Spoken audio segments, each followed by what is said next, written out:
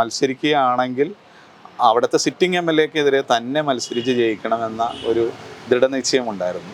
കാരണം അതൊരു നമ്മുടെ രാഷ്ട്രീയ ജീവിതത്തിലും വ്യക്തി ജീവിതത്തിലും കൊടുക്കാവുന്ന ഏറ്റവും മധുരമായിട്ടുള്ള പ്രതികാരമാണ്. പല ആളുകളുടെയും തെറ്റായ ധാരണ ജാതിപ്പേര് വിളിച്ചാൽ മാത്രമാണ് അത് അധിക്ഷേപമാകൂ എന്ന് പറയുന്നത്. ജാതിപ്പേര് വിളിച്ചു കഴിഞ്ഞാൽ ഒരു അധിക്ഷേപം, ഇപ്പം എന്നെ എടാ ശ്രീനിജൻ പുലയ എന്ന് വിളിച്ചു കഴിഞ്ഞാൽ എനിക്കൊരു അധിക്ഷേപമില്ല, കാരണം ഞാൻ ഹിന്ദു പുലയ സമുദായത്തിൽപ്പെടുന്ന ആളാണ്.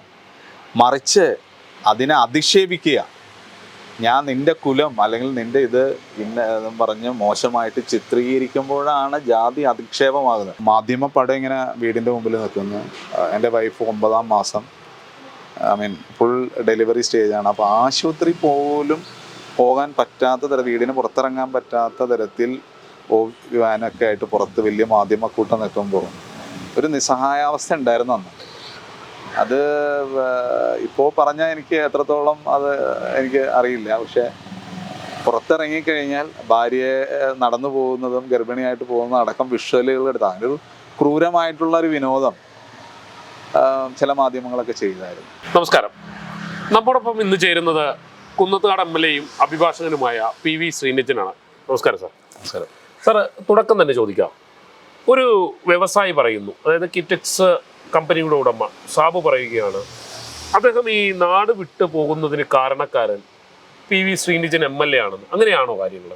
ഈ അദ്ദേഹത്തിൻ്റെ സ്റ്റേറ്റ്മെൻറ്റ് വിലയിരുത്തുമ്പോൾ നമുക്ക് 2021 തെരഞ്ഞെടുപ്പ് കൂടി വിലയിരുത്തേണ്ടതായിട്ട് വരും. 2021 തെരഞ്ഞെടുപ്പിൽ അദ്ദേഹവും അദ്ദേഹത്തിൻ്റെ പാർട്ടിയും, സാബു കേവലം ഒരു ബിസിനസ്സുകാരൻ മാത്രമല്ല, ഒരു പ്രാദേശിക രാഷ്ട്രീയ കക്ഷിയുടെ നേതാവ് കൂടിയാണ്. അപ്പോൾ അദ്ദേഹം 2021 തെരഞ്ഞെടുപ്പ് മത്സരിക്കുമ്പോൾ കുന്നത്തുനാട് അടക്കം എറണാകുളം ജില്ലയിലെ 8 നിയോജകമണ്ഡലങ്ങൾ അദ്ദേഹം മത്സരിച്ചിരുന്നു. അദ്ദേഹം വിശ്വസിച്ചിരുന്നത്, അല്ലെങ്കിൽ അദ്ദേഹത്തെ വിശ്വസിപ്പിച്ചിരുന്നത്, ഈ 8 നിയോജകമണ്ഡലങ്ങളിൽ ഉറപ്പായിട്ട് ജയിക്കുമെന്നും അദ്ദേഹം കേരളത്തിലെ ഭരണം നിയന്ത്രണം നടത്തുന്ന ഒരു പ്രധാനിയായി മാറുമെന്നൊക്കെ അദ്ദേഹം വിശ്വസിച്ചിരുന്നു. പക്ഷേ തെരഞ്ഞെടുപ്പ് അത് ഒരു പരിധിവരെ മാധ്യമങ്ങളും അത്തരം സർവേകളാണ് അദ്ദേഹത്തിന് നൽകിയിരുന്നത്. അന്ന് പല മാധ്യമങ്ങളും എനിക്ക് തന്നത് 3ാം സ്ഥാനമാണ്. പക്ഷേ തെരഞ്ഞെടുപ്പ് ഫലം വന്നു കഴിഞ്ഞപ്പോൾ അദ്ദേഹം വിചാരിച്ചത്ര വിജയിക്കാൻ കഴിഞ്ഞില്ല എന്ന് മാത്രമല്ല, പല കുന്നത്താട് അടക്കമുള്ള മണ്ഡലങ്ങളിൽ 3ാം സ്ഥാനത്തേക്ക് പോവുകയും ചെയ്തു. അപ്പോൾ അതിൻ്റെ ഒരു പരിഭ്രമം മറച്ചു വെക്കുന്നതിനും അദ്ദേഹത്തിൻ്റെ അണികളെ തൃപ്തിപ്പെടുത്തുന്നതിനും വേണ്ടി അദ്ദേഹം കണ്ടുപിടിച്ചൊരു ഉപാധിയായിരിക്കാം ഒരു പക്ഷേ MLA-യുടെ മേൽ പഴിചാരി അതിൽ നിന്ന് രക്ഷപ്പെടുക എന്നുള്ളത്. മാത്രമല്ല അദ്ദേഹത്തിൻ്റെ വ്യവസായത്തോടൊപ്പം രാഷ്ട്രീയം കൂടി കൊണ്ടുപോകാൻ വേണ്ടി എടുത്തൊരു തന്ത്രമാണ് വ്യവസായത്തെ തകർക്കുന്നു എന്ന് പറഞ്ഞുകൊണ്ട് കേരളത്തിലൊരു പൊതുവികാരം സർക്കാരിനെതിരെ കൊണ്ടുവരിക എന്നുള്ളത്. പക്ഷെ അതിൽ അദ്ദേഹം ദയനീയമായിട്ട് പരാജയപ്പെട്ടു. കാരണം അദ്ദേഹം തെലുങ്കാനയ്ക്ക് പോയതിന് ശേഷം കേരളത്തിലുണ്ടായ വ്യവസായ വിപ്ലവം കഴിഞ്ഞ 1 വർഷം കൊണ്ട് ഏകദേശം 1,50,000 പുതിയ സംരംഭങ്ങൾ നമുക്ക് തുടങ്ങാൻ കഴിഞ്ഞു. 4 ലക്ഷത്തെ ആളുകൾക്ക് ജോലി കൊടുക്കാൻ കഴിഞ്ഞു. 5,000 കോടിയോളം പുതിയ ഇൻവെസ്റ്റ്മെൻറ്റുകൾ വന്നു. അപ്പോൾ അദ്ദേഹത്തിൻ്റെ പോക്ക് കേരളത്തിന് ഒരു തരത്തിലും ബാധിച്ചിട്ടില്ല എന്ന് മാത്രമല്ല, കേരളത്തിലേക്ക് കൂടുതൽ ഇൻവെസ്റ്റ്മെൻറ്റുകൾ വരികയാണ്. അപ്പോൾ അദ്ദേഹത്തിൻ്റെ ബാലിശമായ ആരോപണങ്ങൾ അന്ന് തന്നെ പൊതുസമൂഹം തള്ളിക്കളഞ്ഞതാണെന്നാണ് ഞാൻ വിലയിരുത്തുന്നത്. പല ഘട്ടങ്ങളിലും അദ്ദേഹം തന്നെ ഒരു സോഷ്യൽ മീഡിയ, അല്ലെങ്കിൽ അദ്ദേഹത്തിൻ്റെതായ കുറേ ആളുകൾ സോഷ്യൽ മീഡിയയിലൂടെ പ്രചരിപ്പിക്കുന്നു, കമ്മ്യൂണിസ്റ്റ് പാർട്ടിയുള്ളവർക്ക് കേരളത്തിൽ നിൽക്കാൻ കഴിയുന്നില്ല, ശ്രീനിജൻ MLA-യുടെ ശല്യം അല്ലെങ്കിൽ വേട്ടയാടൽ തുടരുന്നു, പലയിടങ്ങളിലും റെയ്ഡ് ഉണ്ടാവുന്നു, പല സമയങ്ങളിലും റെയ്ഡ് ഉണ്ടാവുന്നു, അദ്ദേഹത്തിൻ്റെ തൊഴിലാളികളെ കള്ളക്കേസിൽ കൊടുക്കുന്നു. അങ്ങനെയാണോ കാര്യങ്ങൾ? അദ്ദേഹം കേരളത്തിൽ നിന്ന് പോയി എന്ന് പറയുന്നത് സത്യത്തിൽ വാസ്തവവിരുദ്ധമാണ്. അദ്ദേഹം കേരളത്തിൽ നിന്ന് പോയോ? അദ്ദേഹത്തിൻ്റെ ചെറിയൊരു ഇൻവെസ്റ്റ്മെൻറ്റ് അദ്ദേഹം തെലുങ്കാനയിൽ തുടങ്ങിയതിലപ്പുറം അദ്ദേഹത്തിൻ്റെ ഇപ്പോഴും മെയിൻ ഫാക്ടറി പ്രവർത്തിക്കുന്ന കിഴക്കമ്പലത്താണ്, അല്ലെങ്കിൽ കേരളത്തിലാണ്. ആയിരക്കണക്കിന് ആളുകൾ അവിടെ ജോലി ചെയ്യുന്നുണ്ട്. അവർക്കൊന്നും ഒരു പ്രയാസവും ഇപ്പോഴും ഇല്ല. അദ്ദേഹം അതിനെക്കുറിച്ച് പറയാതെ അദ്ദേഹം കേരളത്തിൽ നിന്ന് പോയി എന്ന് പറയുന്ന തെറ്റായ പ്രചരണമാണ് അദ്ദേഹം നൽകിക്കൊണ്ടിരിക്കുന്നത്. അത് ഞാൻ നേരത്തെ പറഞ്ഞ പോലെ രാഷ്ട്രീയ ലക്ഷ്യമാണ്. കേരളത്തിലെ മറ്റു വ്യവസായികൾക്കൊന്നും ഇല്ലാത്തൊരു പ്രത്യേകത എന്താ സാബുവിനുള്ളത്? അപ്പോൾ അത് പ്രത്യേകം രാഷ്ട്രീയ ലക്ഷ്യം മുന്നിൽ കണ്ടുകൊണ്ട് ഗവൺമെൻറ്റിനെ ഇകഴ്ത്തി കാണിക്കാനുള്ള ശ്രമമാണ് അദ്ദേഹം ചെയ്യുന്നത്. അപ്പോൾ തന്നെ ചോദിക്കേണ്ട മറ്റൊരു കാര്യം, എതിരാളികൾക്കെതിരെ ജാതി ഒരു രാഷ്ട്രീയമാക്കി ഉപയോഗിക്കുന്നുണ്ടോ ശ്രീനിജൻ? ഞാൻ വിശ്വസിക്കുന്നത്, എൻ്റെ വ്യക്തിപരമായിട്ട് സാബു അല്ലെങ്കിൽ മറ്റാളുകൾ എന്നെക്കുറിച്ച് പറയുന്നതിലപ്പുറം ഞാൻ വിശ്വസിക്കുന്ന ഒരു പ്രസ്ഥാനമുണ്ട്, ഞാൻ പ്രതികരിക്കുന്ന ഒരു സമൂഹമുണ്ട്. അപ്പോൾ എന്നെ ജാതീയമായി അധിക്ഷേപിച്ച് കഴിഞ്ഞാൽ ഞാൻ MLA എന്നുള്ള രീതിയിൽ ഞാൻ ഇതിനെ പ്രതികരിച്ചില്ലെങ്കിൽ മറ്റാരാണ് ഇതിനെതിരെ പ്രതികരിക്കുക? കാരണം ഞാൻ പ്രതിനിധാനം ചെയ്യുന്ന വലിയൊരു സമൂഹം, പ്രത്യേകിച്ച് പട്ടികജാതി പട്ടികവിഭാഗത്തിൽപ്പെടുന്ന വിദ്യാസമ്പന്നനായിട്ടുള്ള ഞാൻ, അല്ലെങ്കിൽ MLA ആയിട്ടുള്ള ഞാൻ, എനിക്ക് പ്രതികരിക്കാൻ ശക്തിയില്ല അല്ലെങ്കിൽ എനിക്ക് ധൈര്യമില്ലെങ്കിൽ എത്രയോ പാവപ്പെട്ട അല്ലെങ്കിൽ സാധാരണക്കാരായ ആളുകൾ എങ്ങനെ പ്രതികരിക്കുന്നത്? അപ്പോൾ പിന്നെ 1989 പട്ടികജാതി പട്ടികവർഗ അതിക്രമം തടയൽ നിയമം ഞാനും കൂടി അടങ്ങുന്ന ഒരു സമൂഹത്തിന് പരിരക്ഷ നൽകുന്നതിന് പാർലമെൻറ്റ് പാസ്സാക്കിയൊരു നിയമമാണ്, അല്ലാണ്ട് ഞാനതിനെ ദുരുപയോഗം ചെയ്യുന്നതല്ല. ഈ അടുത്ത ദിവസം തന്നെ സാബു ജേക്കബ് നടത്തിയ പ്രസ്താവനകൾ അല്ലെങ്കിൽ അധിക്ഷേപങ്ങൾ പൊതുസമൂഹം ചർച്ച ചെയ്യുന്നുണ്ട്. അപ്പോൾ അത് കേട്ട ഒരാൾക്കും സാബു ജേക്കബിനോട് യോജിക്കാൻ കഴിയുമോ എന്ന് എനിക്ക് തോന്നുന്നില്ല. അദ്ദേഹത്തിൻ്റെ അദ്ദേഹം ഇപ്പോൾ പറയുന്ന ഒരു ഡിഫെൻസ് എന്ന് പറയുന്നത്, ഇതിൽ പേര് പറഞ്ഞിട്ടില്ലല്ലോ, PV ശ്രീനിജൻ 2021 തെരഞ്ഞെടുപ്പിൽ കുന്നത്ത് നാട്ടിലെ ആളുകൾക്ക് തെറ്റുപറ്റി ഒരു ജന്തുവിനെ ജന്മം കൊടുത്തു, വെലങ്ങ മലയിടംതുരുത്ത് സ്കൂൾ ഉദ്ഘാടനം ചെയ്ത് ഇന്ന ആളാണ്. അപ്പോൾ പേര് പറയാതെ കേൾക്കുന്ന ഏതൊരു കുട്ടിക്കും മനസ്സിലാവും അത് ആരെക്കുറിച്ചാണ് പറയുന്നത്. അപ്പോൾ പേര് പറഞ്ഞിട്ടില്ല എന്നുള്ള ഒരു ബാലിശമായിട്ടുള്ള ഡിഫെൻസ് എടുത്തുകൊണ്ടാണ് അദ്ദേഹം മുന്നോട്ട് പോകാൻ ശ്രമിക്കുന്നത്. ഇപ്പോൾ കോടതിയിൽ തന്നെ കൊടുത്തിരിക്കുന്നത് അത്തരത്തിലുള്ള കാര്യങ്ങളാണ്. അപ്പോൾ പറയാതെ വംശീയവും ജാതീയവുമായ അധിക്ഷേപത്തിനെതിരെ ഞാൻ എന്ത് നടപടിയാണ് എടുക്കേണ്ടത്? ഞാൻ മിണ്ടാണ്ടിരിക്കണോ അതോ പൊതുസമൂഹത്തിന് വിടണോ? അപ്പോൾ നിയമപരമായ പരിരക്ഷ മാത്രമാണ് ഞാൻ എടുത്തത്, അല്ലാണ്ട് അദ്ദേഹത്തിന് തിരിച്ച് അതേ ഭാഷയിൽ പറയുവാനോ. അദ്ദേഹം കൂട്ടുപിടിക്കുന്നതിന് മറുനാടൻ ഷാജൻസ്കറിയെ ജാതീയമായി അല്ലെങ്കിൽ ജാതി കൊണ്ട് ഉപദ്രവിച്ചു എന്നെല്ലാമാണ്. അങ്ങനെയാണോ കാര്യങ്ങൾ? അല്ല, ഞാനൊരു സാധാരണ വേറെ സമുദായത്തിൽപ്പെടുന്ന ആളുകൾക്കാണെങ്കിൽ ആ ഡിഫെൻസ് എടുക്കാൻ പറ്റില്ല. ഞാൻ ഇന്ന സമുദായത്തിലായതുകൊണ്ടും ഇങ്ങനെ ആക്രമിക്കപ്പെടുമ്പോൾ നിയമപരമായിട്ടുള്ള പരിരക്ഷ എടുക്കുന്നതിൽ എന്തെങ്കിലും തെറ്റുണ്ടോ എന്ന് എനിക്കറിയില്ല. അതിപ്പോൾ ഞാൻ MLA ആയതുകൊണ്ടോ അല്ലെങ്കിൽ ഞാൻ വിദ്യാസമ്പന്നനായതുകൊണ്ട് എനിക്ക് ആ ഡിഫെൻസ് എടുക്കാൻ പറ്റില്ല എന്ന് പറയുന്ന ഒരു സമീപനം ശരിയല്ല. എനിക്ക് അർഹതപ്പെട്ട, നിയമപരമായിട്ട് എനിക്ക് അർഹതയുള്ള ഒരു പരിരക്ഷ നിയമമാർഗത്തിലൂടെ ഞാൻ സ്വീകരിക്കുന്നത് തെറ്റാണെന്ന് എനിക്ക് ഒരിക്കലും തോന്നിയില്ല. ഇത്തരക്കാർക്കെതിരെയുള്ള ഒരു സമരം തുടർന്നുകൊണ്ടേയിരിക്കും. അല്ല, ഇത് എനിക്ക് വ്യക്തിപരമായിട്ടുള്ള എൻ്റെ ഒരു പോരാട്ടമല്ല. ഞാൻ പ്രതിനിധാനം ചെയ്യുന്ന സമൂഹത്തിന് വേണ്ടി കൂടിയാണ് ഈ സമരം. കാരണം ഒട്ടനവധി കേസുകളിൽ നമുക്കറിയാം നിരപരാധിയായിട്ടുള്ള ഒട്ടനവധി ആളുകളെ ജാതീയമായും വംശീയമായൊക്കെ ഉപദ്രവിക്കുന്ന ഒരു പ്രവണത ഇന്ന് സമൂഹത്തിലുണ്ട്. പക്ഷേ പല ആളുകളുടെയും തെറ്റായ ധാരണ ജാതിപ്പേര് വിളിച്ചാൽ മാത്രമാണ് അത് അധിക്ഷേപമാകൂ എന്ന് പറയുന്നത്. ജാതിപ്പേര് വിളിച്ചു കഴിഞ്ഞാൽ ഒരു അധിക്ഷേപം, ഇപ്പം എന്നെ എടാ ശ്രീനിജൻ പുലയ എന്ന് വിളിച്ചു കഴിഞ്ഞാൽ എനിക്കൊരു അധിക്ഷേപമില്ല, കാരണം ഞാൻ ഹിന്ദു പുലയ സമുദായത്തിൽപ്പെടുന്ന ആളാണ്. മറിച്ച് അതിനെ അധിക്ഷേപിക്കുക, ഞാൻ നിൻ്റെ കുലം അല്ലെങ്കിൽ നിൻ്റെ ഇത് എന്നും പറഞ്ഞ് മോശമായിട്ട് ചിത്രീകരിക്കുമ്പോഴാണ് ജാതി അധിക്ഷേപമാകുന്നത്. അത് പല ആളുകൾക്ക് അറിയില്ലെന്നുള്ളതാണ്. ഇപ്പോൾ നേരത്തെ പറഞ്ഞ പോലെ വിദ്യാസമ്പന്നരായിട്ടുള്ള എഡ്യൂക്കേറ്റഡ് ആയിട്ടുള്ള നിയമപാണ്ഡിത്യം ഉണ്ടെന്ന് വിശ്വസിക്കുന്ന ആളുകൾ പോലും തെറ്റിദ്ധരിക്കുന്നത് ജാതിപ്പേര് വിളിച്ചാൽ എന്താ കുഴപ്പം എന്നാണ് പുതിയ തലമുറയിൽപ്പെടുന്ന ആളുകൾ തെറ്റിദ്ധരിക്കുന്നത്. ഇപ്പോഴും നമ്മുടെ സമൂഹം ജാതി വ്യവസ്ഥയിൽ അധിഷ്ഠിതമായിട്ടൊരു സമൂഹമാണെന്നും ജാതീയ വേർതിരിവുകൾ ഈ സമൂഹത്തിൽ നിലനിൽക്കുന്നുണ്ടെന്നുള്ള യാഥാർത്ഥ്യമാണ്. അങ്ങനെയാണോ? തീർച്ചയായിട്ടും. അതിലെന്താ സംശയമുള്ളത്? ഇന്ന് നമ്മൾ വന്നിട്ടുണ്ടോ? പലതരത്തിൽ ഇപ്പോൾ അനുഭവിച്ചുകൊണ്ടിരിക്കണതല്ലേ. ഞാൻ ആ നിയമസഭാ മണ്ഡലത്തിൽ MLA ആയി ചെന്ന് കഴിഞ്ഞപ്പോൾ കഴിഞ്ഞ 2022 ചിങ്ങമാസത്തിൽ കൃഷിഭവൻ്റെ ഒരു ചടങ്ങുമായി ബന്ധപ്പെട്ട് ഐക്കർനാട് പഞ്ചായത്തിലെ ഒരു പഞ്ചായത്ത് ക്ഷണിച്ച് ഞാൻ അവിടെ ചെല്ലുമ്പോൾ ആ വേദിയിലേക്ക് കയറുമ്പോൾ അവിടുത്തെ പഞ്ചായത്ത് പ്രസിഡന്റും വൈസ് പ്രസിഡന്റും അടക്കമുള്ളവർ എഴുന്നേറ്റ് പോകുന്ന ഒരു കാഴ്ച, അത് വ്യക്തിപരമായിട്ട് നിങ്ങൾക്ക് എത്രത്തോളം വേദനിക്കുമെന്ന് എനിക്കറിയില്ല. പക്ഷേ ഒരു വ്യക്തി എന്നുള്ള നിലവിൽ MLA എന്നുള്ളതിൽ ഇതിൽ കൂടുതൽ എങ്ങനെയാണ് ഒരാളെ അധിക്ഷേപിക്കുന്നത്? അപ്പോൾ അതൊക്കെ ഇവൻ ഇന്ന ജാതിയിൽപ്പെട്ടവനാണ്, ഇവനോടൊപ്പം ഇരിക്കാൻ ഞങ്ങൾക്ക് കഴിയില്ല, അങ്ങനെ ഒരു അധിക്ഷേപത്തിന്റെ ഭാഗമായി ഉണ്ടാക്കിയെടുക്കുന്നത്. അതായത് പല കാരണങ്ങളുണ്ട്. ഇപ്പോൾ നിങ്ങൾ പറഞ്ഞ പോലെ അത് ജാതീയമാകാൻ പല ഫാക്ടേഴ്സും വർക്ക് ചെയ്യുന്നുണ്ട്. പക്ഷേ ഞാൻ നേരത്തെ സൂചിപ്പിച്ച നിയമത്തിൽ സാമൂഹ്യ ബഹിഷ്കരണം ഇന്ന ജാതിയിൽപ്പെടുന്ന ആളെ ഏത് റീസൺ ആയിക്കോട്ടെ, പൊളിറ്റിക്കൽ റീസൺ ആകാം, മറ്റ് റീസൺ ആകാം, പക്ഷേ social boycotting is a punishable offence. അത് ഇപ്പോൾ ഞാൻ ഇന്ന ജാതിയിൽപ്പെടുന്ന അല്ലെങ്കിൽ SC ST വിഭാഗത്തിൽപ്പെടുന്ന ആളായതുകൊണ്ട് അത് മറ്റുള്ള ആളുകൾക്കല്ല, എനിക്ക് അത് ഫീൽ ചെയ്തിട്ടുണ്ടെങ്കിൽ എനിക്ക് എൻ്റെ പരിരക്ഷ എടുക്കാൻ എനിക്ക് നിയമപരമായിട്ടുള്ള അവകാശമുണ്ട്. അതുമാത്രമേ ഞാൻ എടുത്തിട്ടുള്ളൂ. എന്താണ് സാബു ജേക്കബ് അവിടെ ഒരു നല്ല വ്യവസായമല്ല നടത്തിക്കൊണ്ടിരിക്കുന്നത്? അത് ഏതെങ്കിലും തരത്തിൽ നിയമലംഘനം നടത്തുന്നതായിട്ട് അങ്ങയുടെ ശ്രദ്ധയിൽപ്പെട്ടിട്ടുണ്ട്? അല്ല, അതെല്ലാം പരിശോധിക്കേണ്ടത് ഗവൺമെൻറ്റും ഉദ്യോഗസ്ഥരുമാണ്. അത് MLA ജോലിയല്ല. അദ്ദേഹത്തിന് ഏതെങ്കിലും തരത്തിൽ വ്യവസായത്തിൽ എന്തെങ്കിലും തെറ്റായ പ്രവണതകൾ ഉണ്ടെങ്കിൽ അത് അന്വേഷിച്ച് നടപടിയെടുക്കാം. അതിലൊന്നും MLA എന്നുള്ള ഇതിൽ ഞാൻ ഇടപെടുന്നില്ല. അദ്ദേഹം അത് തെറ്റിദ്ധരിപ്പിക്കുന്നതാണ്. അല്ലെങ്കിൽ ഉദ്യോഗസ്ഥരെ വിളിച്ച് അവിടെ റെയ്ഡ് ചെയ്യാൻ MLAക്ക് അധികാരമൊന്നുമില്ല.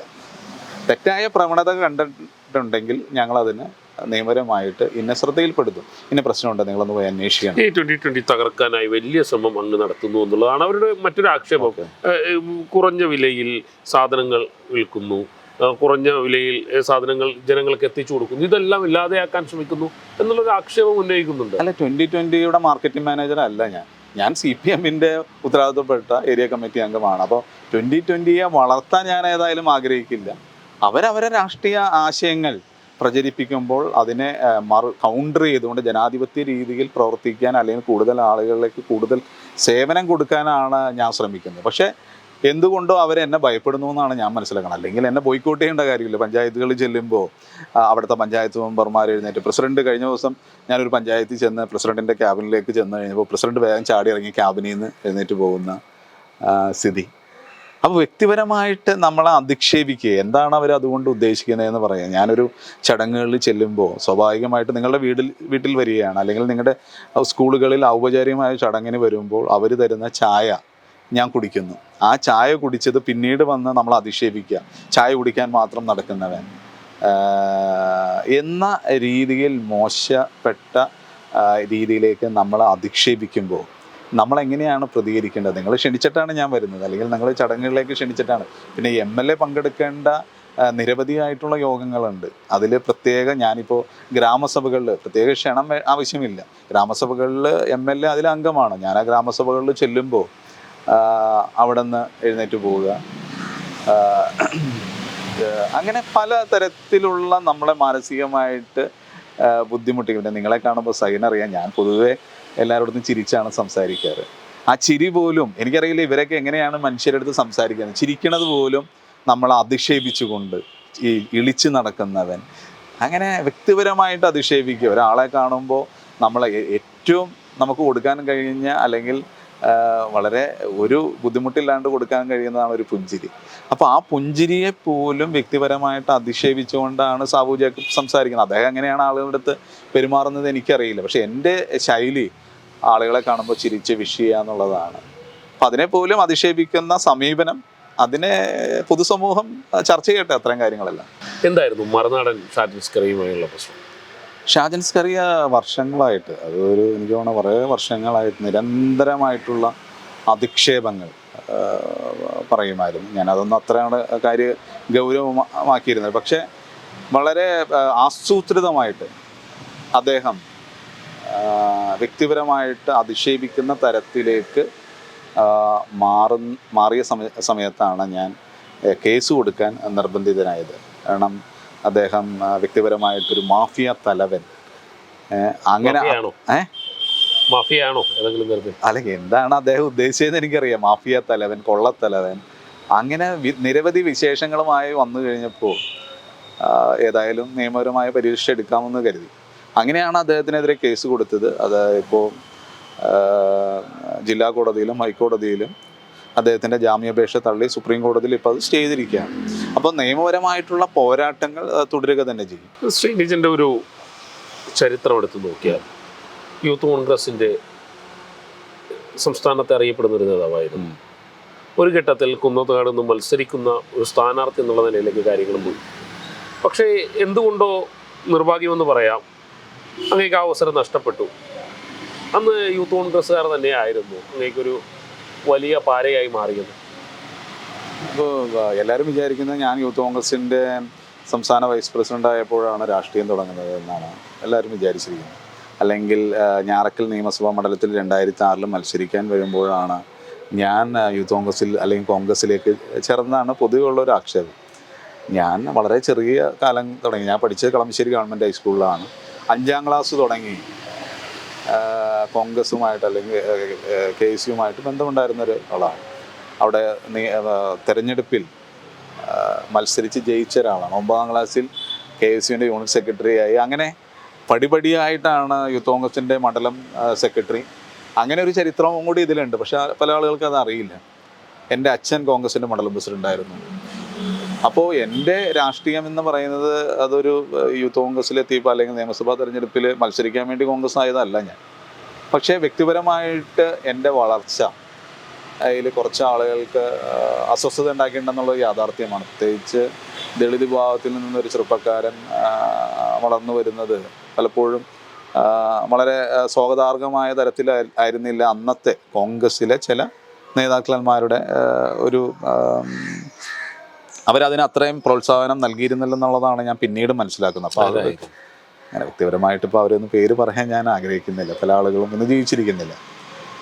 അപ്പോൾ അത്തരത്തിൽ ചില സമീപനങ്ങൾ വന്ന് വ്യക്തിപരമായിട്ട് ചില ആരോപണങ്ങൾ എനിക്കെതിരെ വന്നപ്പോഴാണ് ഞാൻ യൂത്ത് കോൺഗ്രസിൽ നിന്ന് രാജിവെച്ച് ഏകദേശം 10 വർഷക്കാലം മാറിയിരുന്നു. അതിനുശേഷമാണ് പിന്നീട് ഞാൻ തിരിച്ചു വരുന്നത്. ആ സമയത്തൊക്കെ ഉണ്ടായ ഒരു മാനസികാവസ്ഥ വളരെ ഒറ്റപ്പെടലായിരുന്നു. കാരണം പൊതുവെ ആളുകൾ നമ്മളെക്കുറിച്ച് നമ്മളെ കേൾക്കാൻ ആരുമില്ല. ഇപ്പോൾ സഹിൻ ഇന്ന് വന്ന് ഇൻ്റർവ്യൂ എടുക്കുമ്പോൾ എനിക്ക് പറയാനുള്ള കാര്യങ്ങൾ എനിക്ക് പറയാൻ പറ്റും. പക്ഷെ അന്ന് വളരെ ഏകപക്ഷീയമായിട്ടായിരുന്നു അത്തരം കാര്യങ്ങൾ നടന്നുകൊണ്ടിരുന്നത്. ഏകപക്ഷീയമായിട്ട് ചാനലുകൾ ചർച്ച നടത്തുകയും നമുക്ക് പറയാനുള്ള കാര്യങ്ങൾ പറയാൻ സ്പേസ് തരാതിരിക്കുകയും ഒക്കെ ചെയ്യുന്ന വളരെ ആസൂത്രിതമായിട്ടുള്ളൊരു സമീപനം അന്നുണ്ടായിരുന്നു. ഓടി വീഴുമെന്ന് എവിടെയെങ്കിലും തോന്നിയ ഘട്ടങ്ങളുണ്ടായി? തീർച്ചയായിട്ടും നിരവധി സമയത്ത് ഒറ്റപ്പെടലുകൾ നമ്മളെല്ലാം മാനസികമായിട്ട് തളർത്തുന്നൊരു സാഹചര്യമുണ്ട്. അന്നെല്ലാം എൻ്റെ കൂടെ നിന്നത് എൻ്റെ ഫാമിലി തന്നെയാണ്. അപ്പോൾ അത് പതുക്കെ ഞാനത് റിക്കവർ ചെയ്ത് തിരിച്ചു പിടിക്കണമെന്നുള്ള ദൃഢനിശ്ചയത്തോടു കൂടിയാണ് പിന്നീട് രാഷ്ട്രീയത്തിൽ ഇറങ്ങി. ഞാൻ CPM ചേരുമ്പോൾ എനിക്ക് നേരെ തന്ന ഏരിയ കമ്മിറ്റി അംഗമൊന്നും ആയിരുന്നില്ല. ഞാൻ സാധാരണ ഒരു അനുഭാവിയായിട്ട് 2 വർഷക്കാലം പ്രവർത്തിച്ചു. അതിനുശേഷം പാർട്ടിയെ പ്രാഥമിക അംഗത്തിൽ ഇതിലേക്ക് വന്നു. പിന്നീട് ബ്രാഞ്ച് കമ്മിറ്റി അംഗമായി. അങ്ങനെ പടിപടിയായിട്ടാണ് CPM എൻ്റെ രാഷ്ട്രീയ പ്രവേശനം നടക്കുന്നത്. എനിക്ക് തോന്നുന്നു കേരളത്തിൽ തന്നെ പല ഘട്ടങ്ങളിലും, എനിക്ക് ശ്രീനിജിനെ അടുത്തറിയാവുന്നത് കൊണ്ടാണ്, നമുക്കൊക്കെ വലിയ പ്രചോദനം നൽകുന്ന ഒരു ജീവിതമായിരുന്നു അങ്ങയുടേത്. ഒരു 10 വർഷം മാറി നിൽക്കുകയും അതേ മണ്ഡലത്തിൽ വന്ന് വിജയിച്ച് MLA ആകുകയും ചെയ്തു. അവിടെ തന്നെ മത്സരിക്കണം എന്നുള്ളൊരു ഉറച്ച തീരുമാനം ഉണ്ടായിരുന്നു. അവിടെ തന്നെ മത്സരിക്കുകയാണെങ്കിൽ അവിടുത്തെ സിറ്റിംഗ് MLAക്കെതിരെ തന്നെ മത്സരിച്ച് ജയിക്കണമെന്ന ഒരു ദൃഢനിശ്ചയമുണ്ടായിരുന്നു. കാരണം അതൊരു നമ്മുടെ രാഷ്ട്രീയ ജീവിതത്തിലും വ്യക്തി ജീവിതത്തിലും കൊടുക്കാവുന്ന ഏറ്റവും മധുരമായിട്ടുള്ള പ്രതികാരമാണ്. അല്ലാണ്ട് മറ്റു തരത്തിലല്ല ഞാൻ ഉദ്ദേശിക്കുന്നത്. നമ്മൾ അവിടെ എനിക്ക് മത്സരിക്കാൻ സാഹചര്യം ഉണ്ടായിരുന്നൊരു മണ്ഡലത്തിൽ 2011 മത്സരിക്കാതിരിക്കാനുള്ള ചില കാരണങ്ങളുണ്ടായിട്ടുണ്ട്. ആ കാരണങ്ങൾക്കെതിരായിട്ട് അവിടെ സിറ്റിംഗ് MLAക്കെതിരെ തന്നെ മത്സരിച്ച് ജയിക്കുക എന്നുള്ളതിനപ്പുറം എന്ത് മധുരമായിട്ടുള്ള പ്രതികാരമാണ് നമുക്ക് ചെയ്യാൻ കഴിയുക. അപ്പോൾ ആ ഒരു ദൃഢനിശ്ചയം വളരെ ഞാൻ മനസ്സിലിട്ട് കൊണ്ടു നടന്ന ഒരു ആഗ്രഹമാണ്. എവിടെയെങ്കിലും പറഞ്ഞിരുന്നു ഇത് ഭാര്യയോടോ അങ്ങനെ ആരെങ്കിലോടോ? ഭാര്യയ്ക്കറിയാം. അറിയാമായിരുന്നു. കാരണം ഞാനൊരു കാര്യം തീരുമാനിച്ചു കഴിഞ്ഞാൽ കാത്തിരിക്കുക, അത് നമുക്ക് അവസരം വരുമ്പോൾ പ്രതികരിക്കാൻ കാത്തിരിക്കുക. അപ്പോൾ വളരെ ക്ഷമ ഉള്ളൊരു ആവശ്യമുള്ളൊരു കാര്യമാണ്. ഇപ്പോൾ നേരത്തെ കേസ് കൊടുത്തെന്ന് പറഞ്ഞ ആൾക്ക് വേണ്ടിയും ഞാൻ ഏകദേശം 4 വർഷം കാത്തിരുന്നു. അദ്ദേഹം കൃത്യമായിട്ട് ഇതിൽ വന്ന് എനിക്കെതിരെ പറയുമെന്ന് എനിക്കറിയാമായിരുന്നു. അപ്പോൾ ആ ഒരു അവസരത്തിന് വേണ്ടി അങ്ങനെ ഒരു സ്വഭാവം എനിക്കുണ്ട്. ഞാൻ അങ്ങനെ പെട്ടെന്ന് ചാടിക്കേറി പ്രതികരിക്കില്ല. വളരെ പക്ഷെ എല്ലാത്തിനെയും സൂക്ഷ്മമായി നിരീക്ഷിക്കും. അങ്ങനെയാണോ? സൂക്ഷ്മമായിട്ട് നിരീക്ഷിക്കും. നമ്മളുടെ അവസരങ്ങൾ, ഒരു രാഷ്ട്രീയക്കാരന് ഏറ്റവും അധികം വേണ്ട ഒന്ന് ഇച്ഛാശക്തി വേണം, ക്ഷമ വേണം. നമ്മളൊരു കാര്യം നേടണമെന്ന് വിചാരിച്ചു കഴിഞ്ഞാൽ അതിനു വേണ്ടിയുള്ള കാത്തിരിപ്പ്, അല്ലെങ്കിൽ ഏതൊരു പ്രൊജക്റ്റ്, ഞാനതിൽ കാണുന്നത്, ഞാൻ എൻ്റെ ഫുട്ബോൾ ജീവിതം വളരെ എനിക്ക് ഗുണകരമായിട്ടാണ്. ഞാൻ ഒരു അറ്റാക്കിങ് ലെഫ്റ്റ് വിങ് ബാക്കായിരുന്നു. അപ്പോൾ ആവശ്യമുള്ള സമയത്ത് അറ്റാക്കിങ്ങിനും ആവശ്യമുള്ള സമയത്ത് ഡിഫെൻസിലും പോകാൻ നമുക്ക് കഴിയും ഒരേപോലെ. അപ്പോൾ ഓപ്പർച്യൂണിറ്റി നമ്മൾക്ക് ഉണ്ടാക്കി കഴിഞ്ഞാൽ നമ്മൾ അറ്റാക്കിന് പോകും, അല്ലാത്ത സമയത്ത് ഡിഫെൻസ് എടുക്കുക എന്നുള്ളൊരു വളരെ സ്വാഭാവികമായിട്ട് ഡിഫെൻസ് മാറിയിക്കല്ല, ഡിഫെൻസിൽ ഏതെങ്കിലും ഘട്ടത്തിൽ മനസ്സ് പറയുമല്ലോ ഇത് ഇത്ര ക്ഷമയോടുകൂടി കാത്തിരിക്കേണ്ടതില്ല, പ്രതികരിക്കേണ്ടതാണ്. അങ്ങനെ വരുന്ന സമയങ്ങളൊക്കെ എങ്ങനെ ഇതിനെ മറികടന്നു പോകും? പ്രതികരിക്കേണ്ട സമയത്ത് പ്രതികരിക്കുക തന്നെ ചെയ്യും. പക്ഷെ അത് എൻ്റെ ഒരു രീതിയുണ്ട്, ഞാൻ വളരെ അഗ്രസീവായിട്ട് പ്രതികരിക്കുന്ന ഒരാളല്ല. പക്ഷെ പറയേണ്ട കാര്യങ്ങൾ സൗമ്യമായിട്ട് പറഞ്ഞില്ലെങ്കിൽ അത് പലപ്പോഴും നമുക്ക് ഉറക്കം നഷ്ടപ്പെടും. നമുക്ക് അതിനാലും പറയാൻ കഴിഞ്ഞില്ലല്ലോ എന്ന്. അപ്പോൾ പറയേണ്ട വേദികളിൽ കൃത്യമായിട്ട് ഇതാണ് സമീപനം, ഇതാണ് നമ്മൾ ചെയ്യേണ്ടത്. അത് ഇപ്പോൾ തിരഞ്ഞെടുപ്പിൻ്റെ കാര്യത്തിലാണെങ്കിലും ആ ഒരു ക്ഷമയോടുകൂടിയുള്ളൊരു പോരാട്ടം എനിക്ക് വ്യക്തി ജീവിതത്തിൽ വളരെ ഗുണം ചെയ്തിട്ടുണ്ട്. കൃത്യമായി ഒരു ചാർട്ട് തയ്യാറാക്കി തന്നെയാണോ മുന്നോട്ട് പോകുന്നത്? അത് കൃത്യമായിട്ടൊരു ഒരു ചെസ് കളിക്കുന്ന പോലെ നമ്മൾ മുന്നോട്ട് പോകേണ്ടതാണ് രാഷ്ട്രീയം. അപ്പോൾ ഒരു മൂവ് നമുക്കെതിരെ വന്നു കഴിഞ്ഞാൽ 2 മൂവ് ഞാൻ പുറകോട്ടേ പോകുള്ളൂ. അപ്പോൾ അത് പക്ഷേ ഭയന്നിട്ടാണോ, അല്ലെങ്കിൽ അല്ല, ഒരു 3 മൂവ് മുന്നോട്ട് പോകാൻ നമുക്കത് ഗുണകരമാകുകയുള്ളൂ. അപ്പോൾ അത് നമ്മളൊരു സമയമെടുത്ത് ചെയ്യേണ്ട ഒരു കാര്യമാണ്. അത് ഓവർ ദി ഇയേഴ്സ് നമ്മുടെ ഇത്രയും നാളത്തെ ഒരു അനുഭവങ്ങൾ നമ്മൾ കുറെ ഗുണം ചെയ്തിട്ടുണ്ട്. ഈ ആരോപണ സമയത്ത് പലതും കേട്ടിരുന്നു. ഒരുപക്ഷെ ഇന്ത്യയുടെ നിയമവ്യവസ്ഥയെ പോലും നിയന്ത്രിക്കുന്ന ഒരാളായിരുന്നു ശ്രീനിജൻ. ഇതെല്ലാം കേട്ടിട്ടുണ്ടാവുമല്ലോ, അതിലെത്തിയിട്ടുണ്ടാവുമല്ലോ. തീർച്ചയായിട്ടും. എങ്ങനെയായിരുന്നു ഇത് പറയുന്നതിലൊക്കെ വല്ല വസ്തുത ഉണ്ടോ? ഇതില് ഞാനൊരു വക്കീലാണ്. അപ്പം എനിക്കിതാണ് എൻ്റെ ഉപജീവന മാർഗം. എൻ്റെ ഭാര്യയും ഇതാണ്. അപ്പം ഞങ്ങൾ അച്ഛൻ, എൻ്റെ ഭാര്യ പിതാവ് സുപ്രീം കോടതി ജഡ്ജായിരുന്നപ്പോൾ എനിക്ക് കേസ് നടത്താണ്ടിരിക്കാൻ കഴിയില്ല. പക്ഷെ അദ്ദേഹത്തിൻ്റെ മുമ്പിലോ അല്ലെങ്കിൽ സുപ്രീം കോടതിയിലും ഇതുവരെ ഞങ്ങൾ കേസ് നടത്തിയിട്ടില്ല. ഞങ്ങൾ പ്രാക്ടീസ് ചെയ്യുന്ന കേരള ഹൈക്കോടതിയിലും ഡൽഹി ഹൈക്കോടതിയിലുമായി. അപ്പോൾ ഉപജീവന മാർഗത്തിന് പറ്റുന്ന തരത്തിലുള്ള ഞങ്ങൾക്ക് വരുന്ന കേസുകൾ നന്നായിട്ട് നടത്തി അതിൻ്റെ ഫീസ് വാങ്ങിച്ചിട്ടുണ്ട്. എന്ന് ഈ പറഞ്ഞ പോലെ ചില ആളുകൾ ആരോപണം ഉന്നയിക്കുന്നു 500 കോടി 1000 കോടി എന്നൊക്കെ പറയുന്ന കഴമ്പില്ലാത്ത ആരോപണങ്ങൾ. ഈ ആരോപണങ്ങളെല്ലാം ഇൻകം ടാക്സ്, ഞാൻ നേരത്തെ സൂചിപ്പിച്ച പോലെ 7 വർഷം ഞാൻ കേസ് നടത്തി. അതിൽ നിന്ന് മുഴുവൻ എക്സോണറേറ്റ് ചെയ്തതിന് ശേഷം വട്ടമായിട്ട് ആക്രമിക്കണമായിരുന്നു ഇൻകം ടാക്സും എല്ലാ ഏജൻസികളും. പക്ഷെ 7 വർഷം ഞാൻ കേസ് നടത്തി. എനിക്കെതിരെ വന്ന ആരോപണങ്ങളിൽ ഒന്നുമില്ല എന്ന് തെളിയിച്ചതിന് ശേഷമാണ് ഞാൻ രണ്ടാമത് CPM-ലേക്ക് ചേരുന്നത്. അല്ലാണ്ട് ഒരു ആരോപണം വന്നാൽ അത് തെളിയിക്കാതെ രണ്ടാമത് രാഷ്ട്രീയ പ്രവർത്തനം നടത്തിയ ആളല്ല. അതാണ് ഞാൻ ആ കാത്തിരിപ്പിന് ഒരു ഗുണം കിട്ടിയത്. അതായത് ഉദ്യോഗസ്ഥരുടെ മുന്നിലേക്ക് ചെല്ലുന്ന സമയത്ത് എന്തോ വലിയ കോടികൾ ഒളിച്ചു വെച്ചിരിക്കുന്ന ഒരാൾ വരുന്നു. ഇത് കഴിഞ്ഞ് തിരിച്ചു വരുമ്പോൾ ഉദ്യോഗസ്ഥർ പരസ്പരം നോക്കിയിരുന്ന് ചിരിക്കണമായിരിക്കും. അവർ അങ്ങനെ ഒരു ഇതാണ് അവർക്ക് കൊടുത്തിരുന്നത്.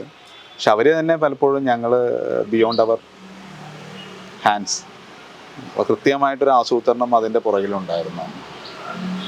അന്വേഷണങ്ങൾക്ക് ഒരു ലക്ഷ്യമുണ്ടായിരുന്നു. എന്തിനായിരുന്നു? നിങ്ങളായിരുന്നോ അല്ലെങ്കിൽ നിങ്ങളുടെ ഭാര്യ പിതാവിനെയായിരുന്നു ലക്ഷ്യം വെച്ചിരുന്നത്? ഒരു പരിധിവരെ അദ്ദേഹത്തിനായിരുന്നു. ഭാര്യ പിതാവിൻ്റെ സ്ഥാനലബ്ധിയും അദ്ദേഹത്തിന് വരാനിരുന്ന ചില സ്ഥാനമാനങ്ങൾക്കെതിരായിട്ടുള്ള ചില ആളുകളുടെ ആസൂത്രിതമായൊരു നീക്കമായിരുന്നു. പക്ഷെ അതെല്ലാം അദ്ദേഹവും വളരെ ബോൾഡായിട്ട് അതിനെ നേരിട്ടു.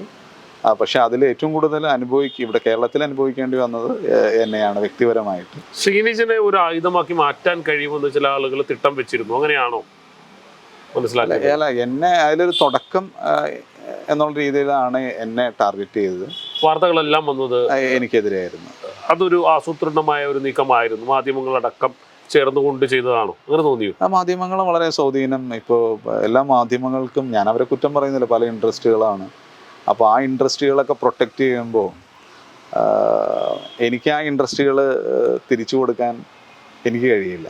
അപ്പോൾ എവിടെ നിന്നാണ് അവർക്കൊരു ഇൻട്രസ്റ്റുകൾ, അത്തരത്തിൽ താല്പര്യങ്ങൾ സംരക്ഷിക്കാൻ സാഹചര്യങ്ങൾ ഒരുങ്ങുന്ന ആ താല്പര്യങ്ങൾക്കനുസരിച്ച് ഒരു പരിധിവരെ മാധ്യമങ്ങൾ നിന്നിട്ടുണ്ടെന്നാണ്, മാധ്യമ പ്രവർത്തകരെന്ന് ഞാൻ പറയുന്നില്ല, ചില മാനേജ്മെൻറ്റുകൾ ആ താല്പര്യങ്ങൾ സംരക്ഷിച്ചിട്ടുണ്ടെന്ന് തന്നെയാണ് ഇപ്പോഴും ഞാൻ വിശ്വസിക്കുന്നത്.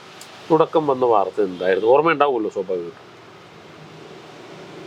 എനിക്ക് അന്നമനടയിൽ ഒരു റിസോർട്ട് ഉണ്ടെന്നും പറഞ്ഞായിരുന്നു ഒരു ബ്രേക്കിംഗ് വന്നത്. എന്തിനായിരുന്നു അങ്ങനെ?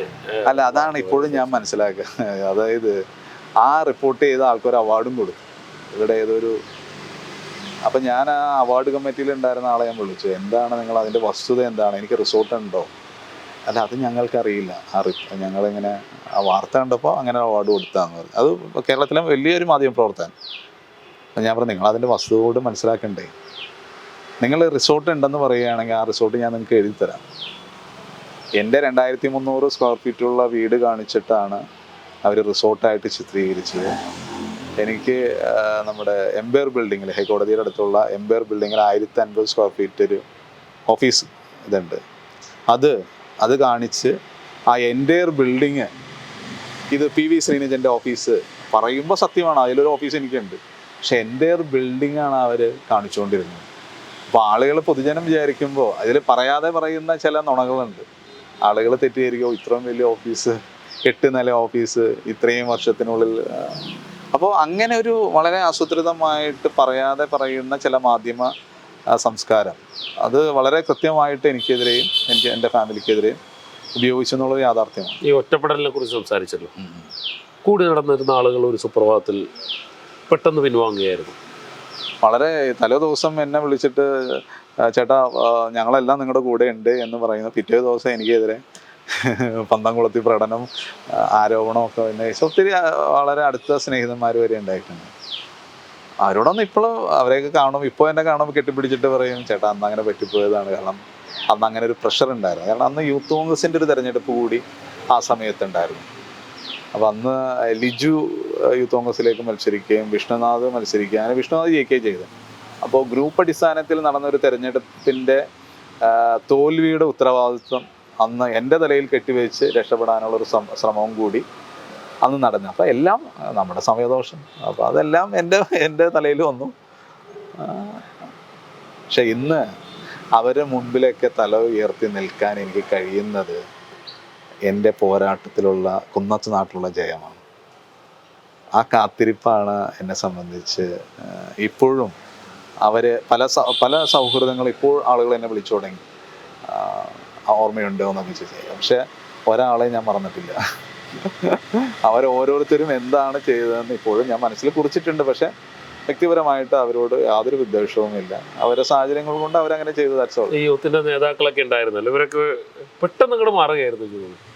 അല്ല, ഇത് രാഷ്ട്രീയത്തില് എപ്പോഴും മുതിർന്ന നേതാക്കളെ ഞെട്ടിപ്പോകുന്നൊരു അനുഭവം ഉണ്ടാവുമല്ലോ, അല്ലെങ്കിൽ നമ്മൾ തളർന്നു പോകുന്ന ഒരു മാനസികാവസ്ഥയിൽ. എൻ്റെ വീട്ടിൽ വന്ന് എൻ്റെ ഷർട്ടിട്ട് എൻ്റെ മുണ്ടെടുത്ത് പോയ ആളുകൾ പിറ്റേ ദിവസം, അല്ലെങ്കിൽ ആ പ്രശ്നം വന്നു കഴിഞ്ഞപ്പോൾ എനിക്കെതിരെ തിരിഞ്ഞ ഒത്തിരി അനുഭവങ്ങൾ ഉണ്ടായിരുന്നു. സങ്കടപ്പെടുത്തിയ ഒരു കാര്യം ഉണ്ടായിരുന്നു കൂടുതലായി? ഈ ആരോപണം നടക്കുമ്പോൾ വ്യക്തിപരമായിട്ട് എൻ്റെ രണ്ടാമത്തെ മോള് വൈഫ് ക്യാരിയിങ് ആയിരുന്നു. അപ്പോൾ മാധ്യമപ്പടം ഇങ്ങനെ വീടിൻ്റെ മുമ്പിൽ നിൽക്കുന്നു. എൻ്റെ വൈഫ് 9ാം മാസം, ഫുൾ ഡെലിവറി സ്റ്റേജാണ്. അപ്പോൾ ആശുപത്രി പോലും പോകാൻ പറ്റാത്ത തരം, വീടിന് പുറത്തിറങ്ങാൻ പറ്റാത്ത തരത്തിൽ വാനൊക്കെ ആയിട്ട് പുറത്ത് വലിയ മാധ്യമക്കൂട്ടം നിൽക്കുമ്പോൾ ഒരു നിസ്സഹായാവസ്ഥ ഉണ്ടായിരുന്നു അന്ന്. അത് ഇപ്പോൾ പറഞ്ഞാൽ എനിക്ക് എത്രത്തോളം അത് എനിക്ക് അറിയില്ല. പക്ഷെ പുറത്തിറങ്ങിക്കഴിഞ്ഞാൽ ഭാര്യയെ നടന്നു പോകുന്നതും ഗർഭിണിയായിട്ട് പോകുന്നതും അടക്കം വിഷ്വലുകൾ എടുത്താൽ അങ്ങനെ ഒരു ക്രൂരമായിട്ടുള്ള ഒരു വിനോദം ചില മാധ്യമങ്ങളൊക്കെ ചെയ്തായിരുന്നു. വ്യക്തിപരമായിട്ട് ഏറ്റവും വേദനിപ്പിച്ച അതാണല്ലോ. എൻ്റെ മറ്റാളുകൾ നമ്മളെ ഇത് ചെയ്യണതൊക്കെ. മാധ്യമപ്രവർത്തകർ ശ്രദ്ധിക്കേണ്ട ഒരു കാര്യം, നമ്മൾ ഇത്തരം കാര്യങ്ങളൊക്കെ ഇതിൽ ചില വിഷ്വൽസൊക്കെ ഒഴിവാക്കാവുന്ന വിഷ്വൽസ് ഉണ്ട്. അത് നിങ്ങളൊരു ജേർണലിസത്തിൻ്റെ ഭാഗമായിട്ട് ഉപയോഗിക്കുന്നതാണെങ്കിൽ അത് മനസാക്ഷിയുടെ ഭാഗമാകരുത്. അത്തരം ചിന്തകളൊക്കെ മാറ്റിവെച്ച് ഞങ്ങളും അല്ലെങ്കിൽ നമ്മളെല്ലാവരും മനുഷ്യരാണെന്നുള്ളൊരു ചിന്ത വേണ്ട. അപ്പോൾ അങ്ങനെ ചില അനുഭവങ്ങളൊക്കെ ഉണ്ടായിട്ടുണ്ട്. വേദികളിലൊക്കെ പോകുമ്പോൾ ആളുകൾ കുറിച്ച് നോക്കി അങ്ങനത്തെ അനുഭവം? പിന്നെ തീർച്ചയായിട്ടും ഇപ്പോഴും പുറത്ത് ഈ ചില മാധ്യമങ്ങളിൽ വന്ന വാർത്തകളുടെ അടിസ്ഥാനത്തിലാണ് ഇപ്പോഴും PV ശ്രീനിജനെ വിലയിരുത്തുന്നത്. പക്ഷെ ഞാൻ ആളുകളായിട്ട് എനിക്ക് സംസാരിക്കാൻ അവസരം കിട്ടിയാൽ എനിക്ക് അത് മാറ്റാൻ കഴിയും. പക്ഷേ ഒരു വലിയൊരു വിഭാഗം വിചാരിച്ചിരിക്കുന്നത് വലിയ എന്തോ ഒരു അധോലോക നായകൻ അങ്ങനെയൊക്കെ വിചാരിക്കണ വലിയൊരു വിഭാഗം ഇപ്പോഴും ഉണ്ട്. അവരാണ് ഫേസ്ബുക്കിലൂടെ വന്ന് നമ്മൾ കുറച്ച് ആളുകൾ സ്ഥിരമായിട്ട് ചീത്ത വിളിക്കാൻ വേണ്ടി കുറേ ആളുകളുണ്ട്. അപ്പോൾ അവർ നമുക്കൊരിക്കലും തിരുത്താൻ കഴിയില്ല. പക്ഷേ കൂടുതൽ ആളുകളിലേക്ക് ഇറങ്ങിച്ചെന്ന് ഈ നിയമസഭാ മണ്ഡലത്തിൽ MLA ആയതിനു ശേഷം എനിക്കുണ്ടായൊരു ഗുണം അതാണ്. കൂടുതൽ ആളുകളിലേക്ക് നമ്മൾ ഇറങ്ങിച്ചെല്ലുകയും കൂടുതൽ ആളുകളിലേക്ക് വികസനങ്ങൾ എത്തിക്കുവാനും ഒക്കെ ഞാൻ ശ്രമിച്ചിട്ടുണ്ട്. ഈ കഴിഞ്ഞ 2.25 വർഷം കൊണ്ട് ഏകദേശം 800 കോടി രൂപയുടെ ഓൺഗോയിങ് പ്രൊജക്റ്റുകൾ ഇപ്പോൾ മണ്ഡലത്തിൽ നടക്കുന്നുണ്ട്. ഇനി അടുത്ത ഒരു വർഷത്തിനുള്ളിൽ ഒരു 1500 കോടിയിലേക്ക് അത് എത്തും എന്നുള്ള കാര്യത്തിൽ സംശയമില്ല. അപ്പോൾ ഗവൺമെൻറ് വളരെ കാര്യമായിട്ട് എന്നെ സഹായിക്കുന്നുണ്ട് ആ കാര്യത്തിൽ. കുന്നത്തനാട് ഒരു ചർച്ചയായിട്ട് നിർത്താൻ കഴിഞ്ഞു ശ്രീനിജന്? കുന്നത്തനാട് ചർച്ചയാകണം. കാരണം കഴിഞ്ഞ നിയമസഭാ തെരഞ്ഞെടുപ്പ് ഏറ്റവും കൂടുതൽ ചർച്ച ചെയ്യപ്പെട്ടൊരു മണ്ഡലം കുന്നത്തനാടാണ്. ഒരു പ്രാദേശിക കക്ഷിയുടെ രാഷ്ട്രീയമായിട്ടുള്ള നിലപാടുകൾ എടുത്ത് കേരളത്തിൽ ഞങ്ങൾ ജയിക്കുമെന്ന് പറഞ്ഞ തെരഞ്ഞെടുപ്പിന് നേരിട്ട ആളുകൾക്ക് അവരെ നമ്മൾ അത്ര പെട്ടെന്ന് കേരള രാഷ്ട്രീയത്തിൽ നിന്ന് അങ്ങനെ മാഞ്ഞു പോകുന്നില്ല. അത് ഇപ്പോഴും എനിക്കുണ്ടായ ഒരു ഗുണം എന്ന് പറയുന്നത്, ഞാൻ പതുക്കെ ഒന്നും മീഡിയയിൽ നിന്ന് ഞാനായിട്ടൊരു കോൺട്രവേഴ്സി ഒരിക്കലും ഉണ്ടാക്കാറില്ല പക്ഷേ ഞാൻ പതുക്കെ ഇങ്ങനെ മാറി നിൽക്കുമ്പോൾ എന്നെ വീണ്ടും കൊണ്ടുവന്ന് ഇടുന്നുണ്ട്. കൃത്യസമയത്ത് ഇട്ടുകൊണ്ട് വീണ്ടും അത് ലൈവാക്കി നിർത്തുന്നതിന് നേരത്തെ പറഞ്ഞ പല ആളുകളും ശ്രദ്ധിക്കാറുണ്ട്. ഈ പറഞ്ഞതുപോലെ 2020 ജനങ്ങളുടെ ഭാഗത്തു നിന്ന് ഒരു തിരിച്ചടി കിട്ടുമെന്ന് തന്നെയാണ് ഇപ്പോഴും പ്രതീക്ഷിക്കുന്നത്. ഞാൻ 2020യുടെ ഒരു ഗുണം ഞാൻ കാണുന്നത്, കൃത്യമായിട്ടുള്ളൊരു പ്രതിയോഗി ഉണ്ടെങ്കിലാണ് നമ്മുടെ പ്രവർത്തനങ്ങൾ മികച്ചതാവുകയുള്ളൂ. അതിപ്പോൾ ചാനലുകൾ പോലെ നിങ്ങൾക്കൊരു നല്ല കോമ്പറ്റീറ്റർ ചാനൽ അപ്പുറത്തുണ്ടെങ്കിൽ നിങ്ങളുടെ പ്രോഗ്രാമുകൾ ഭംഗിയാകും എന്ന് പറഞ്ഞ പോലെയാണ്. അവരുടെ പ്രവർത്തനം ശക്തമായിട്ട് നടക്കുന്നത് കൊണ്ട് ഞാൻ എൻ്റെ പ്രവർത്തനം വളരെ ശക്തമായിട്ട് മുന്നോട്ട് പോകുന്നു. അവർ നേരത്തെ പറഞ്ഞ പോലെ ഏതെങ്കിലും തരത്തിൽ നല്ല കാര്യം ചെയ്യുന്നുണ്ട്, അത് അംഗീകരിക്കപ്പെടേണ്ടത് തന്നെയാണ്, അതിൽ സംശയമൊന്നുമില്ല. അവരൊരു കാര്യം നല്ലത് ചെയ്യുമ്പോൾ എനിക്ക് 2 കാര്യം നല്ലത് ചെയ്യാൻ കഴിയുന്ന തരത്തിലേക്കാണ് എൻ്റെ പ്രവർത്തനങ്ങളെ ഞാൻ ട്യൂൺ ചെയ്യുന്നത്. അപ്പോൾ അത് നല്ല അർത്ഥത്തിൽ തന്നെയാണെന്നാണ് ഞാൻ വിചാരിക്കുന്നത്. അങ്ങനെ ഒരു ഹെൽത്തി പൊളിറ്റിക്സ് എനിക്കിഷ്ടമാണ്. പക്ഷേ വ്യക്തിപരമായിട്ട് അധിക്ഷേപിച്ചുകൊണ്ട് ഞാനൊരിക്കലും സാബുവിനെ അത്തരത്തിൽ അധിക്ഷേപിച്ച ഒരു ഇതുപോലും ഉണ്ടായിട്ടില്ല. ഞാനങ്ങനെ പറയുകയില്ല. അദ്ദേഹം ആ സ്പിരിറ്റിൽ എടുക്കാൻ തയ്യാറായി. 8 പഞ്ചായത്തുകളിൽ മികച്ച പ്രവർത്തനങ്ങൾ ജനം വിലയിരുത്തട്ടെ, ജനം അല്ലേ വോട്ട് ചെയ്യുന്നത്. ഈക്വൽ ഓപ്പർച്യൂണിറ്റി കൊടുക്കുക. അദ്ദേഹത്തിൻ്റെ ആളുകൾ പഞ്ചായത്തിൽ നിന്ന് അദ്ദേഹം എന്നെ മാറ്റി നിർത്തണത് എന്തിനാ? എന്നെ ഭയപ്പെടണമുണ്ടാണോ? തുറന്ന സംവാദത്തിന് ഞാൻ തയ്യാറാണ്. ശ്രീ സാബു ജേക്കബിനോട് തുറന്ന സംവാദത്തിന്, വികസന പ്രവർത്തനങ്ങളുടെ കാഴ്ചപ്പാടുകൾ അദ്ദേഹം തയ്യാറാണ്. ഞാൻ സംസാരിക്കാൻ തയ്യാറാണ്. മണ്ഡലത്തിൽ നടത്തുന്ന വികസനം, അവരുടെ പ്രവർത്തനങ്ങൾ അവർ വിവരിക്കട്ടെ. അങ്ങനെ ഓരോ കാര്യങ്ങളും നമുക്ക് എണ്ണി നമുക്ക് സംസാരിക്കും. അപ്പോൾ തുറന്ന സംവാദത്തിന് നിങ്ങൾ തന്നെ ഷൈൻ തന്നെ ഒന്ന് മുൻകൈ എടുത്ത് തയ്യാറാണെന്ന് ചോദിക്കും. സാബു ജേക്കബ് തയ്യാറായി വരട്ടെ, അദ്ദേഹത്തിൻ്റെ കാഴ്ചപ്പാടുകൾ പറയട്ടെ, ജനം വിലയിരുത്തട്ടെ ഇതിൽ മികച്ചതാരാണെന്ന്. അപ്പോൾ അത് വളരെ ഓപ്പണായിട്ടുള്ള ഒരു സമീപനമാണ് ആ കാര്യത്തിൽ എനിക്കുള്ളത്. പക്ഷെ അദ്ദേഹം അതിനൊരിക്കലും തയ്യാറാവില്ല. കാരണം അദ്ദേഹത്തിന് ഞാൻ കൂടുതൽ ആളുകളുമായിട്ട് അടുക്കുന്നത് അദ്ദേഹത്തിന് ഒരു ഭയപ്പാട് ഉണ്ടാക്കേണ്ടെന്നാണ്. അതുകൊണ്ടാണ് എന്നെ ബഹിഷ്കരിക്കുക എന്നുള്ളത്. അല്ലാണ്ട് സാബു ജേക്കബിനോട് വ്യക്തിപരമായിട്ട് എനിക്ക് യാതൊരു വിരോധവുമില്ല. കേരളത്തിൽ BJPയുടെ ഒരു വളർച്ച എങ്ങനെയാണ് ഒരു MLA എന്നുള്ള നിലയിൽ കാണുന്നത്? BJPയുടെ ഒരു കാഴ്ചപ്പാടുകൾ ഒരു വിഭാഗത്തിനെ സ്വാധീനിക്കുന്നുണ്ട് എന്ന കാര്യത്തിൽ യാതൊരു സംശയമില്ല. പക്ഷെ തെരഞ്ഞെടുപ്പിൽ അതെത്രത്തോളം മുന്നോട്ട് പോകാൻ കഴിയുമെന്ന കാര്യത്തിൽ സംശയമുണ്ട്. കാരണം ഇപ്പോൾ പല ആളുകളും പറയുന്നത്, ഇപ്പോൾ വരാൻ പോകുന്ന പാർലമെൻറ്റ് തിരഞ്ഞെടുപ്പിൽ ചില സീറ്റുകൾ അവർക്ക് കിട്ടുമെന്നൊക്കെ ഉള്ള വലിയ പ്രചരണം ഇങ്ങനെ തൃശ്ശൂർ സുരേഷ് ഗോപിയൊക്കെ പറയുന്നത് ചർച്ച ചെയ്യുന്നുണ്ട്. അവിടെ സുരേഷ് ഗോപി എന്നുള്ള വ്യക്തിയെ അല്ല ഞാൻ നോക്കിക്കാണുന്നത്, മറിച്ച് അദ്ദേഹം പ്രതിനിധീകരിക്കുന്ന ആ സംഘടനയുടെ കാഴ്ചപ്പാടുകൾ എന്താണ് കേരളത്തിൽ മുന്നോട്ട് വയ്ക്കുന്നത്. ഇപ്പോൾ സുരേഷ് ഗോപി ഒരുപക്ഷെ വാരണാസിയിൽ മത്സരിച്ച സുഖമായിട്ട് ജയിക്കും. ആ സുരേഷ് ഗോപി തന്നെ തൃശ്ശൂർ മത്സരിക്കുമ്പോൾ എനിക്ക് സംശയമുണ്ട്. കാരണം വാരണാസിയിൽ വെക്കുന്ന അതേ രാഷ്ട്രീയമാണ് അദ്ദേഹം തൃശ്ശൂരും പറയാൻ പോകുന്നത്. നമ്മുടെ കേരളത്തിനൊരു മതേതര സ്വഭാവമുണ്ട്. ആ മതേതര സ്വഭാവത്തിൽ അനുസരിച്ചിട്ട് കേരളത്തിലെ ജനങ്ങൾ BJPക്ക് അനുകൂലമായിട്ട് ഒരു നിലപാടെടുക്കുമെന്ന് എനിക്ക് തോന്നുന്നില്ല. നമ്മുടെ ഒരു പരമ്പരാഗത രീതിയിലുള്ള മതേതര സങ്കല്പവും എല്ലാ മതങ്ങളെയും ഒരേപോലെ കാണുന്ന എന്നൊരു സമീപനമാണ് പൊതുവെ നമ്മൾ എടുക്കുന്നത്. ആ സമീപനത്തിൽ എങ്ങനെ കേരളത്തിലെ ജനങ്ങൾക്ക് മാറി ചിന്തിക്കാൻ കഴിയും? അപ്പോൾ വ്യക്തിയല്ല, മറിച്ച് ഒരു രാഷ്ട്രീയ പ്രസ്ഥാനം മുന്നോട്ട് വെക്കുന്ന സാമൂഹ്യ കാഴ്ചപ്പാടുകൾക്കാണ് കേരളത്തിലെ ജനങ്ങൾ വോട്ട് ചെയ്യാൻ പോകുന്നത്. അത് ഒരു പരിധി വരെ ഇടതുപക്ഷ സംഘടനകൾക്ക് ഈ തെരഞ്ഞെടുപ്പിൽ ഗുണകരമാകുമെന്നാണ് ഞാൻ വിശ്വസിക്കുന്നത്. എന്തായാലും വളരെ നന്ദി ശ്രീനിജൻ, ഇത്രയും സമയം ഞങ്ങളോടൊപ്പം സഹകരിച്ചിരുന്നു. Thank you.